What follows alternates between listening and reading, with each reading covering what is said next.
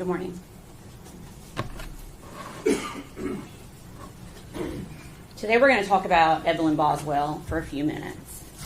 In 2019, Evelyn Boswell was a bright, growing little girl, full of life, healthy, learning to walk, learning to talk, doing all the things that a 12-month-old child would do. Which means today, 5 years later, Evelyn Boswell would be 6 years old.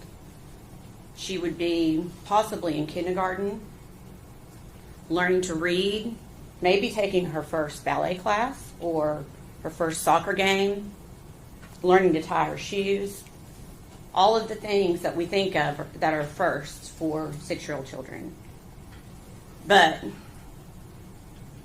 based upon the last 2 days of our jury selection, we all know that Evelyn Boswell is not going to do any of those things. We all know that all of that was taken away from her in December of 2019 by the defendant, Megan Boswell. And her life wasn't just cut short. It's not just a tragedy. Her life was violently ripped away from her. And we can all agree that it's a shock, it's a tragedy when a child dies. It's upsetting.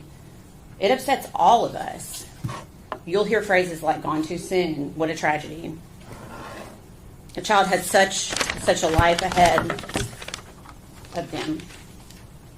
And a lot of times it is a tragedy. And in this case, it's a tragedy too. But in this case, it was a preventable tragedy. There's so much more to this story that you are going to hear. Because Evelyn did not have to die. Evelyn could be here today.